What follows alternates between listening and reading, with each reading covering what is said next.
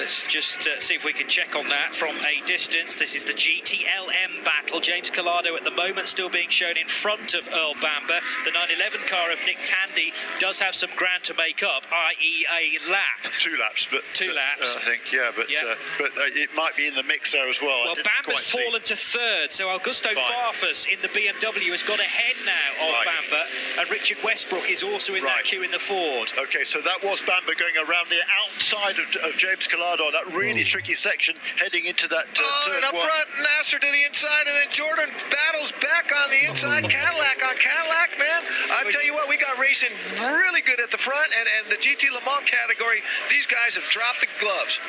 Collado, now which Porsche is in front of him? Is that Bamber, do you think? Or I think it is, yeah. I think it is. Let's have a look. So Collado still at the moment shown as the lead GTLM car. Bamber 2nd, Farfus 3rd. That might have been Nick Tandy just checking out of it all and trying to, well, gaining one of the 2 laps back. I've still got Collado leading the way. Okay, fine. Okay, that's I asked that question. Yeah. You're good.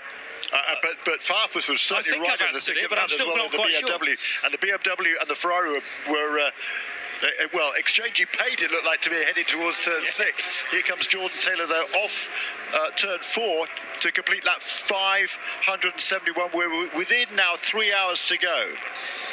And he has opened up a little bit of a gap to Nasser. I can promise you right now, if you are in the top 5 of any of these categories right now, and you're a driver, you are not in your motorhome having a cup of espresso. You're like in the pits, you know, cheering your team on, waiting, hoping they call your number, putting you in. But Jordan and Nasser having a really good battle. And what's interesting, sometimes you can tell what type of setup they have on a car. If you see a guy on the infield closing up on the guy in front of them, okay, they're probably running more downforce.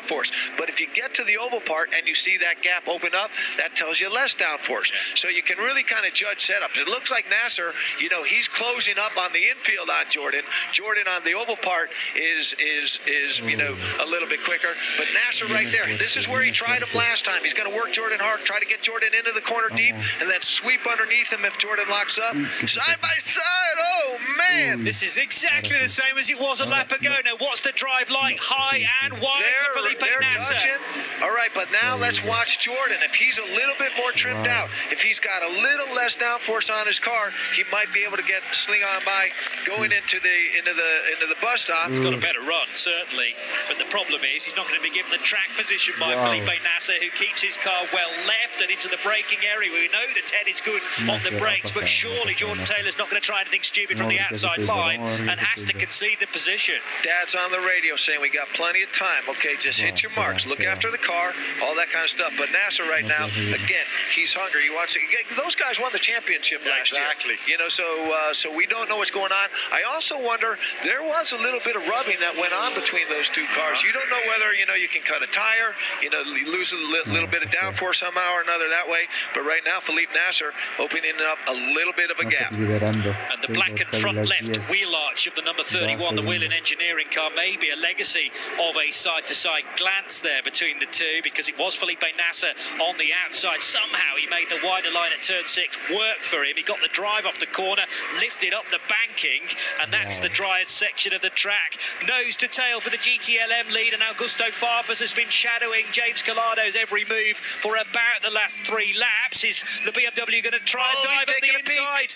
He did have a peek, you're right. There's only half a car length or car width available to him, and Collado again, cracking drive off the corner, can stay in front of the big M8. Yeah, you know what is so cool about this is when guys are running like this, it's becoming chess. You're trying to figure out where you're strong versus the other guys, and right now that's exactly what Farfus is doing. The scene is where his BMW is a little bit stronger versus the Ferrari. That was at turn 1, and through the switchback at the S-bend, the battle continues on. And out the king, the GTLM leaders. Oh, did you see that wiggle? Ferrari into the West Horseshoe, and he's got Nick Tandy up ahead, not part of the lead battle. Remember, Nick now a lap behind, well, the better part of 2, but he has at least got ahead of Collado to be officially 1 lap down from the leaders.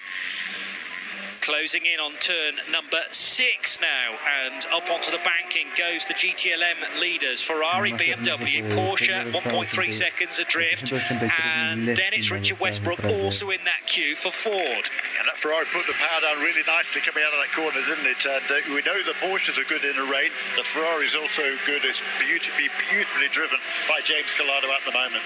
Yeah, and despite the BMW looking very good on the brakes coming off the banking through the transition and onto the infield, also pretty good on the brakes into the bus stop as well. The advantage that Calado has in the Ferrari to then extend the gap again is visible. Oh, did you see, if you were watching on the onboard stuff there's still a stream at the exit of the bus stop that guys are going through and getting a little bit loose. Here's the 10, the race, former race leader, having been overtaken by Felipe Nasser, and the Konica Minolta guys hard at work. Jordan Taylor being brought out, and now who's that bloke going in? Is that the Prince of Spain? That's Prince of Spain, Fernando Lamonzo.